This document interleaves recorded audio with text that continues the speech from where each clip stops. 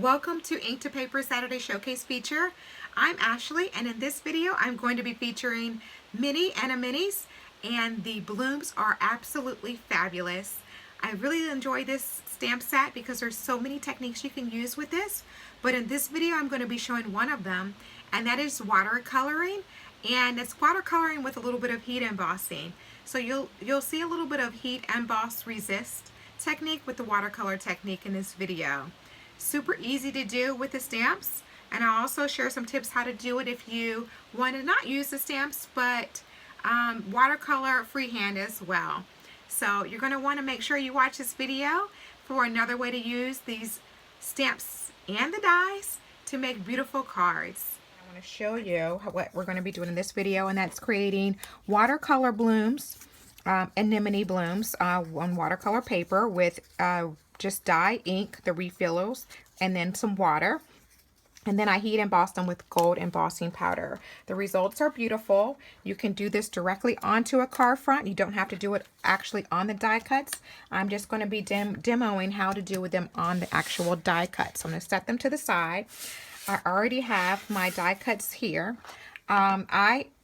I started out with this one this way first, just to see how to stamp the best way to suggest to you.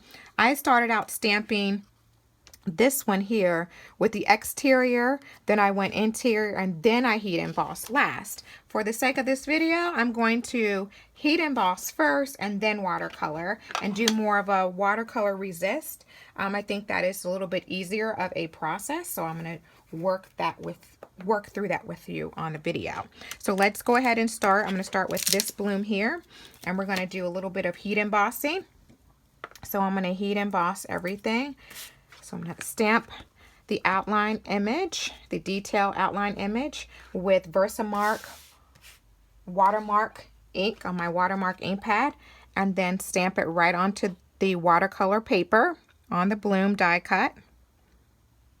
The coordinating dies are also available.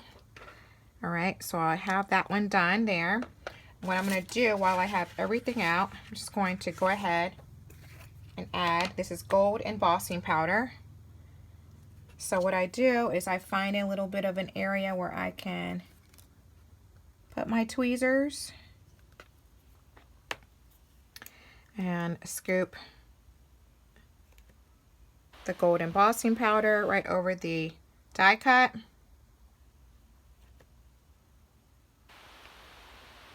Put it right back in there so I don't lose too much or make too much of a mess. Shake off the excess as much as I can, then I take it off to the side and blow the extra off. I just do that.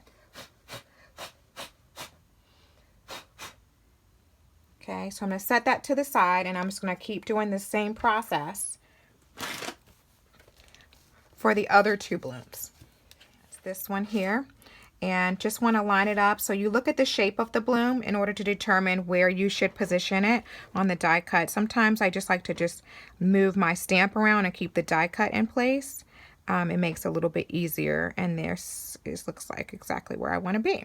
So and then I take it over to my ink pad, keep it in the same position, and bring it right back over to my die cut so I know exactly where I need to stamp.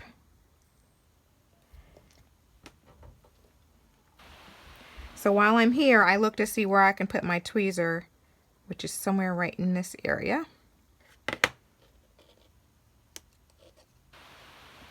And then I add my gold embossing powder.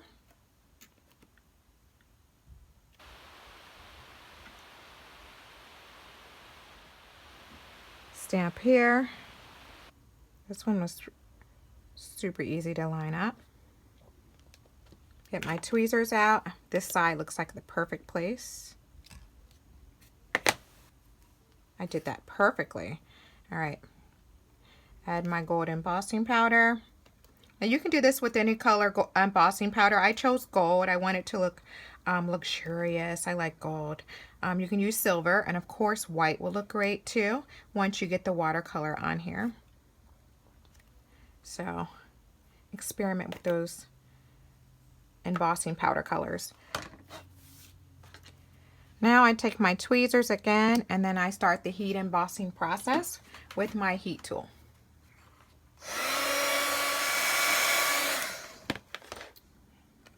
right, now that one's done. All right, so all of my blooms have been heat embossed with the gold embossing powder. Now I'm ready to do a little bit of watercoloring, if you will, with the heat emboss resist technique, because it's now already heat embossed. So I definitely could just take this time and just take a watercolor brush and start adding ink and doing it myself that way. That is one option for you if you feel comfortable with doing it that way. I'm going to show you how you can just stamp it. Okay, so I'm going to start with the smaller bloom first, this one. And I'm going to take the one that's on the outside first and then position it where it should be, which is somewhere right in here. All right, and then I'll take my stamp, my acrylic block, put it over there, put it right on there. And I'm going to be stamping it in Sweet Blush ink by Papertrey ink. What I'm going to do next is take this die cut, spritz it with a little bit of water. I'm holding it up because I don't want it to be saturated, so I'm just going to spritz it that way. If you get too much, take a towel that's dry and just dab it a little bit. It's a little bit too much, you can do it that way or let it dry. I'm inking up my stamp, and I'm also going to mist it with a little bit of water.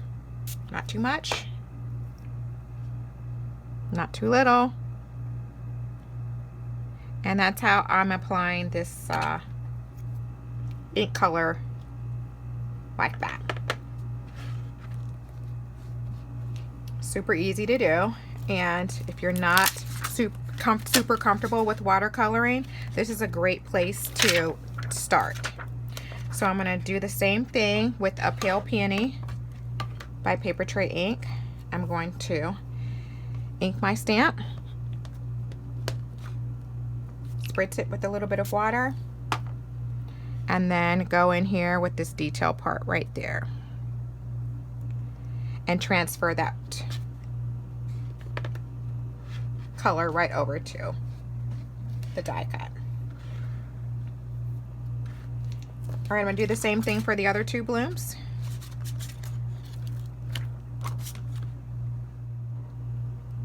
Sometimes it helps another tip, I look at the guide on the label and then how the designer has it laid out. Usually it's the same way to kind of position the actual stamp.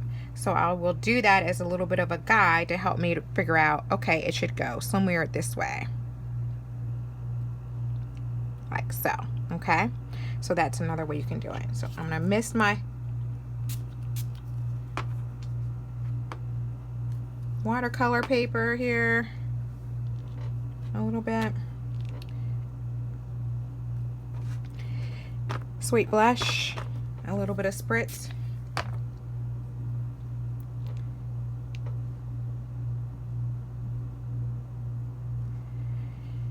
And then get that ink transferred over. Nice. Pretty soft pink. I want it to be a nice soft pink. Now I'm going to do Pale Peony.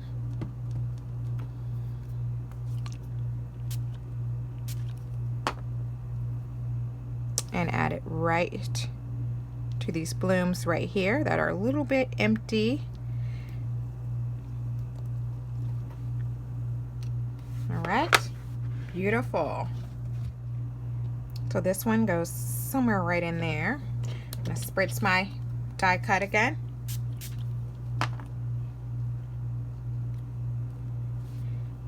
I think the trickiest part of watercoloring is making sure your ink doesn't transfer that's all over your fingers when you're enjoying yourself, having a good time.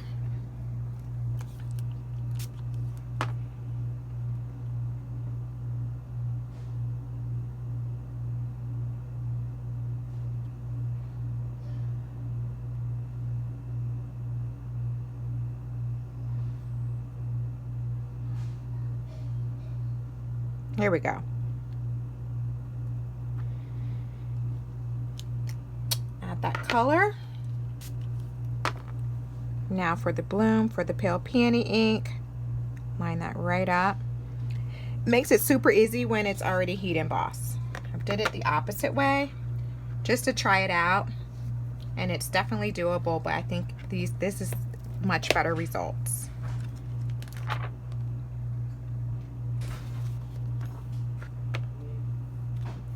All right, so now you can add more color to the middle. I'm gonna do that. I'm gonna use Papertrey's Berry Sorbet ink for the centers. So I'm gonna spritz it. Make sure you spritz it. I'm just gonna add it here. Doesn't really matter because a lot of it's gonna be with the heat emboss part. Okay, so I'm gonna add this one to the smaller one. Add a little bit of water, mist it up a little bit, and I'm gonna add it kind of here more so at the top, and try it again. So get a little bit more ink on there. And then you can go right over it, and that gets that ink in there in that center part, that little detailed part there. Okay, so I'm gonna let this dry a little bit, but I wanna also show you, if you want to step it up a bit, you definitely can. I have here on this acrylic little sheet here, board that I have, and some water in this particular little cup here. You can take water and a brush and add more color, things like that. This is Berry Sorbet ink right here. This is just Berry Sorbet from the Reinkers. And I'm just going to add a little bit and show you how you can continue the watercolor process as well if you choose to add more. It definitely looks pretty like so as is, but you can always enhance it if you want to do that. Add a little bit more color and detail. Some of the water, a little bit more water.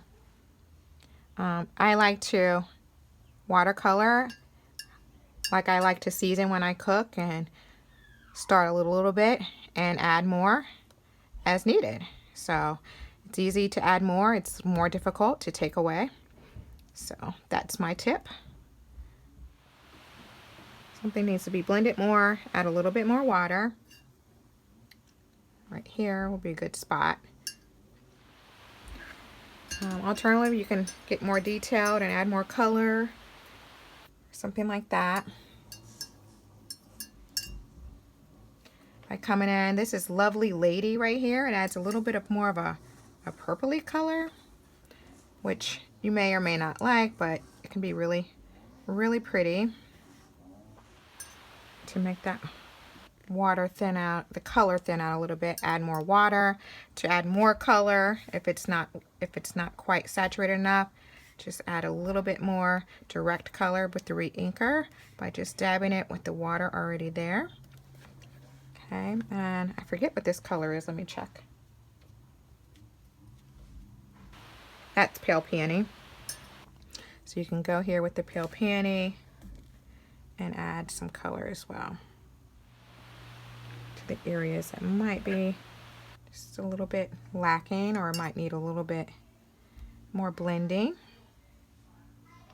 But you can see here, it's really pretty. You can do it this way. The stamping just helps you to get started again, but you do not have to do it with the stamps. I just like to do it with the stamps because it does help get that color going, and you can kind of get a visual of how everything is.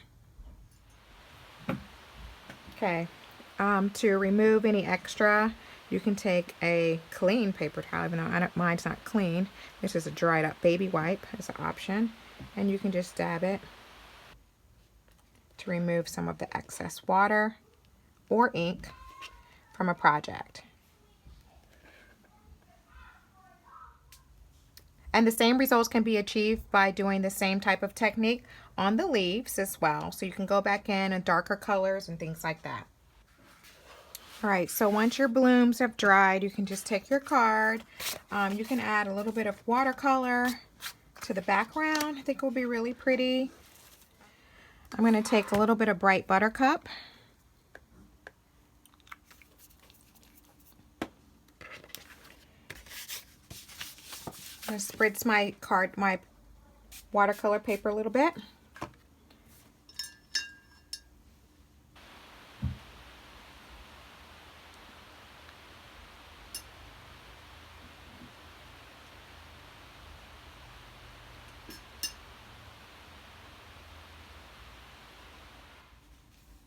and then let it dry. So I think I'm going to end up with something along these lines. So I'm going to go ahead and assemble my sentiment first.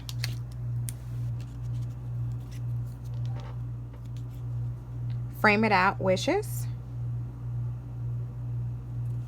And I just die cut it. One of it from True Black and then the other one from a Luxe Gold.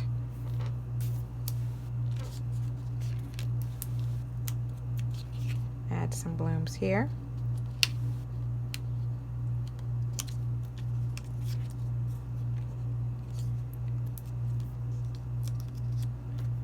Double this one up a little bit higher, so I stack two.